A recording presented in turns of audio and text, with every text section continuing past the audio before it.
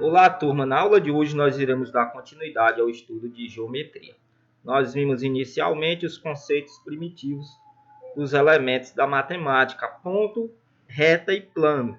E hoje, dando continuidade ao estudo de reta, nós podemos ver algumas situações importantes que fazem parte do nosso dia a dia através de algumas definições do assunto de reta. Bom, inicialmente, falamos anteriormente que reta é um elemento infinito, representado por uma letra minúscula do nosso alfabeto. Então, para representar uma letra, para representar uma reta, aliás, iremos utilizar uma letra do nosso alfabeto, uma letra minúscula. Agora nós vamos ver o seguinte, que se tomarmos um determinado ponto P qualquer, por este ponto, nós podemos traçar infinitas retas.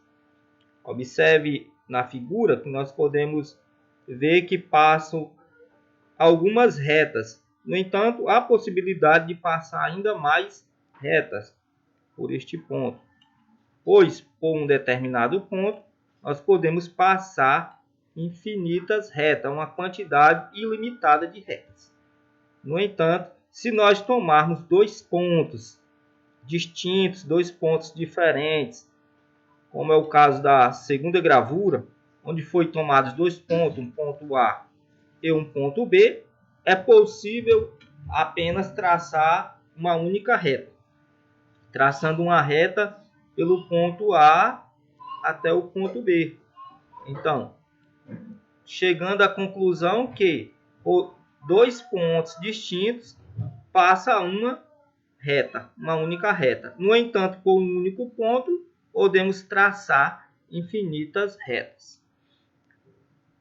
As retas em si, elas podem assumir algumas posições, como veremos adiante. Posições relativas de duas retas em um plano.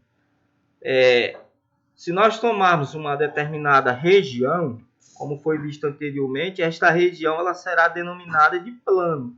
E um determinado plano ela pode conter infinitos pontos e também infinitas retas. Estes pontos eles podem assumir algumas posições. Essas retas, aliás, podem assumir algumas posições entre si, sendo elas paralelas, concorrentes ou ainda paralelas coincidentes. Quando é que duas retas dentro de um plano, contida em um plano, serão denominadas de retas paralelas?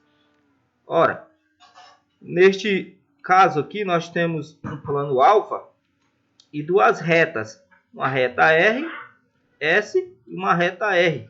Essas duas retas são denominadas de retas paralelas, pois as duas não possuem pontos em comum. Então, se nós observarmos, as duas retas não possuem pontos em comum.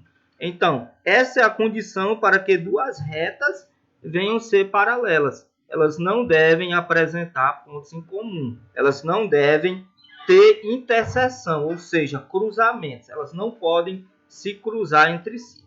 No entanto, se duas retas se cruzarem entre si, elas irão possuir um ponto em comum.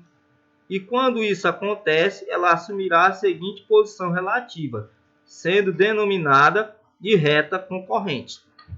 Então, duas retas serão denominadas de retas concorrentes quando possuem um único ponto em comum. Neste caso, nós temos um plano alfa. Temos um plano alfa aqui, que é a indicação, letrinha do alfabeto grego, alfa, e duas retas, uma reta R e uma reta T. Essas duas retas estão se interceptando ou se cruzando no ponto A. Ou seja, esse ponto A, ele pertence à reta R, no entanto, ele também pertence à reta T. Isso significa dizer que esse ponto A é comum às duas retas. Ele pertence tanto à reta T quanto à reta R. E neste caso, essas retas serão denominadas de retas concorrentes, pois possuem um ponto em comum. Então, a condição para que duas retas venham a ser concorrentes é esta: possuir um único ponto em comum. Nós teremos ainda uma terceira posição relativa entre duas retas, que serão denominadas de retas coincidentes ou retas paralelas coincidentes. Então, duas retas serão coincidentes ou ainda paralelas coincidentes quando uma coincidir com a outra. Vamos lá destrinchar aqui isso. Nós temos o seguinte plano alfa, e nesse plano alfa nós temos duas retas, uma reta A e uma reta B. No entanto, é possível visualizar apenas uma linha, ou seja, uma reta. E cadê a outra reta se há duas retas? Isso é porque uma reta está sobreposta à outra. Ou seja, foi traçada uma reta A e em seguida foi traçada uma reta B sobre a reta A. Isso significa dizer que as duas retas se coincidem. Ou seja, todos os pontos que pertencem a uma reta também pertencem a outra. Ou seja, todos os pontos são comuns às duas retas. Então, quando isso acontece, essas retas são denominadas de retas coincidentes.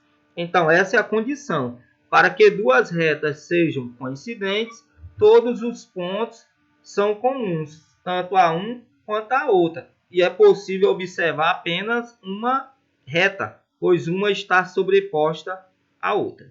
Então, aqui nós finalizamos este assunto de reta e posições relativas de retas. Vamos só fazer um breve resumo, recapitulando. Por um ponto, é possível passar infinitas retas.